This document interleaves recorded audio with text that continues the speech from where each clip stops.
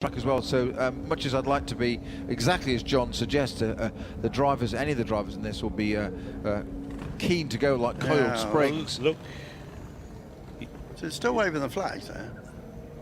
but he doesn't come in yet until he doesn't come in there. He'll come in another way through if he's going to.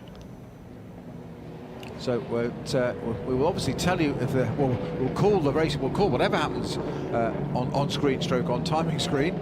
Yes, I think the safety car is in. So Andrew, we are going to go to a race start. We've got yellow flags, yellow lights at the side of the track still. So it looks like we're going to go to a race start, but under safety car. So not under yellow. So it's going to be under a slow zone as per the 24-hour race. So yes, indeed, they crossed the line. But now we've got green. Now it's gone to green. So yellow to green.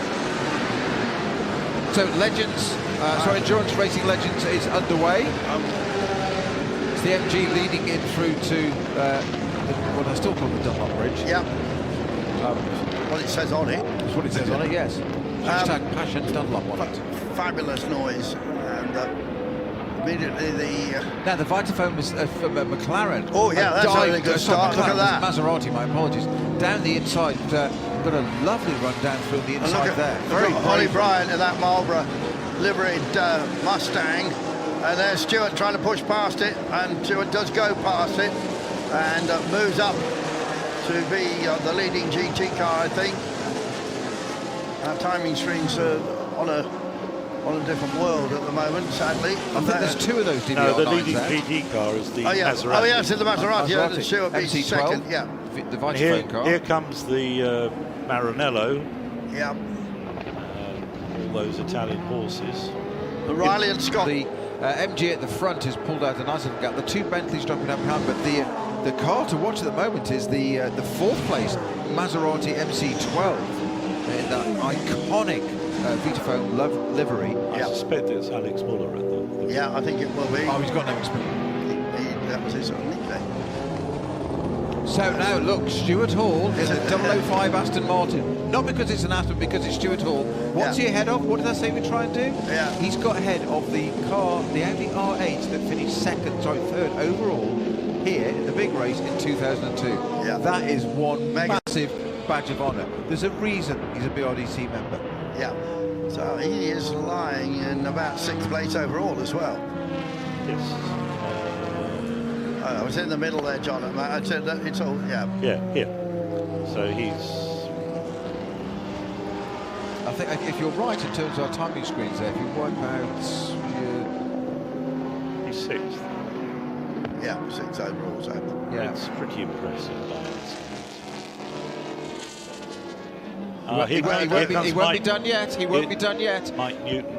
They're making their pit stops. So that's it. So that's going to be the end of the run for Stuart Hall. Bentley getting a bit out of shape coming in. So does Stuart Hall. Bentley using all the curves on the in-lap there coming into the I'm just wondering if that was that the Sean Lind car or the other other one? No, it was the other one. So I think Mr. John B is in it, and I think they're going to put Sahel IRE in it now. Former Macau Grand Prix winner, multi people would jump. Yes, that's the early things. Bentley, that one.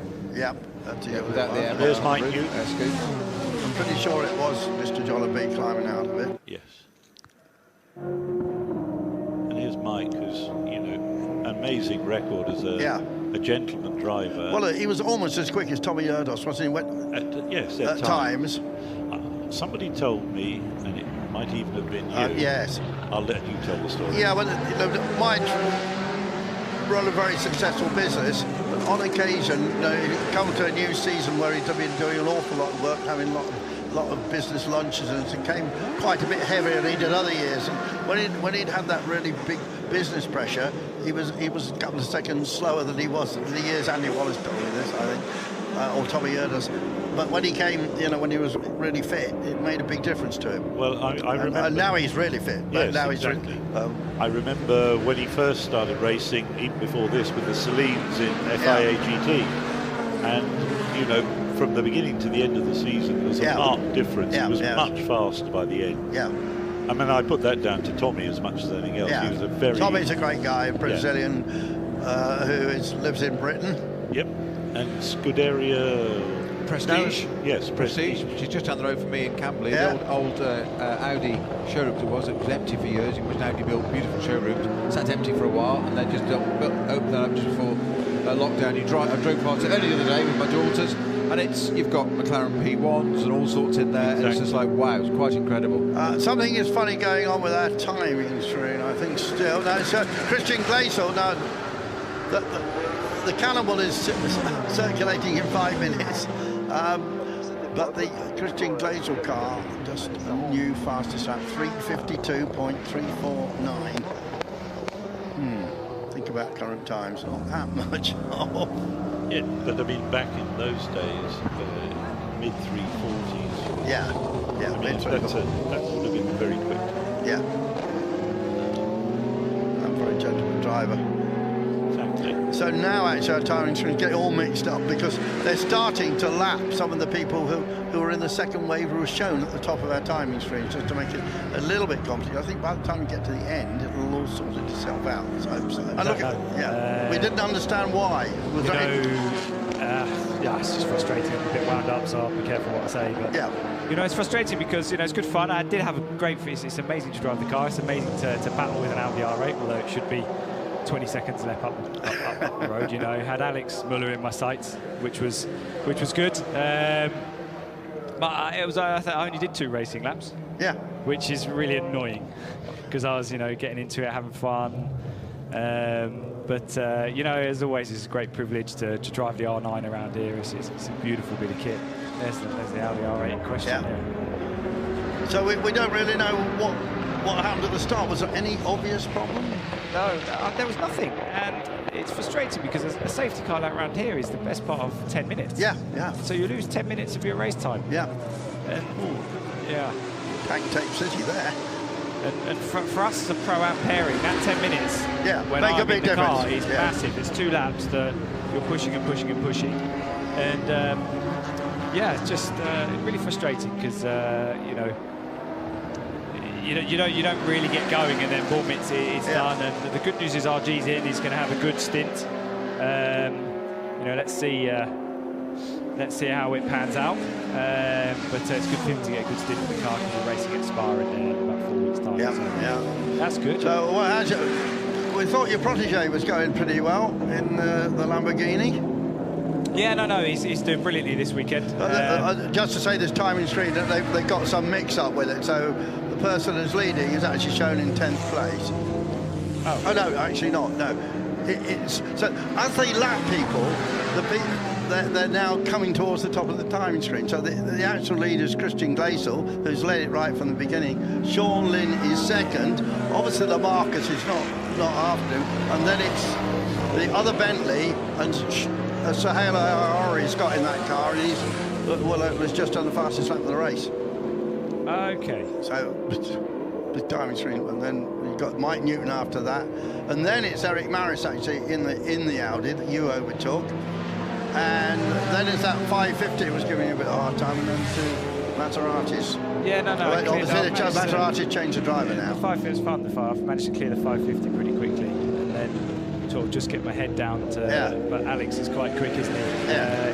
In the Maserati, so he's a difficult man to catch. But it was great fun, the V12 Aston Martin DBR9 singing along down the wall side is an absolute privilege and a pleasure. So I'm wound up because I want more laps. I can tell you, really you got the vibes coming up. I love it to bits. I'm here to race, I'm here to drive, and here to push. So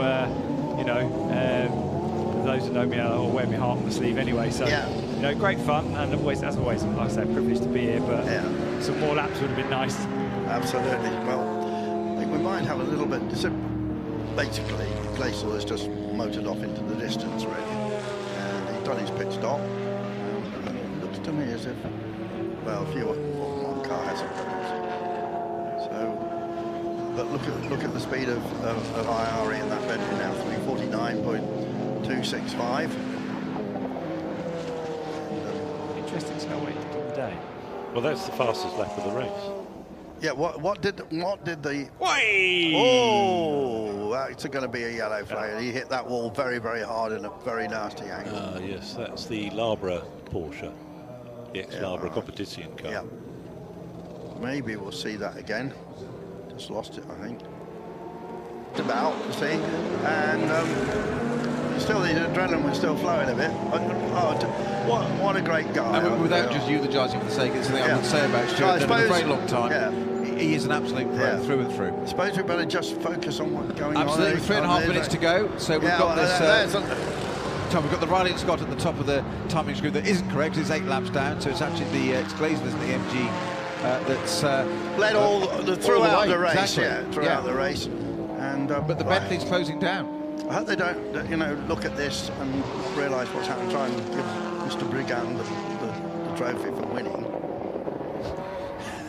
That would be the act of a brigand, wouldn't it? It would be. Oh, very good, John. Very good, John. Yes. Yeah. Gone back to pirates now. Yeah. The high seas of Le Mans.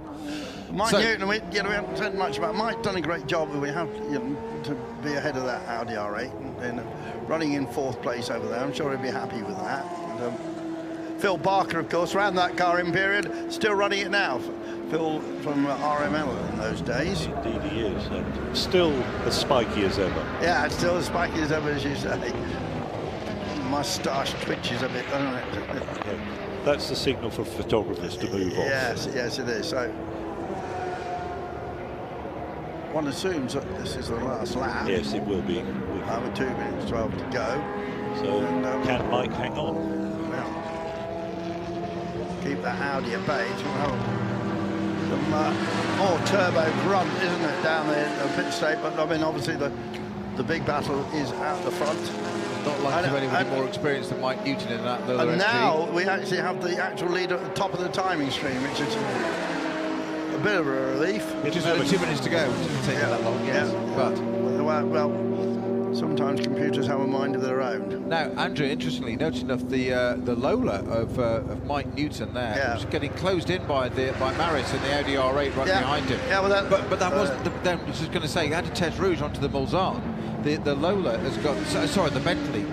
I'll get the car right. The Lola, I was correct in the first one. Has got the straight line speed. Actually pulled out a bit of a gap on that Audi R8. Yeah. So I guess the Audi's got probably superior aero, therefore just not quite as good on straight line speed. Yeah. Ferrari 333, your car that you love, John, managed to finish in 15th place.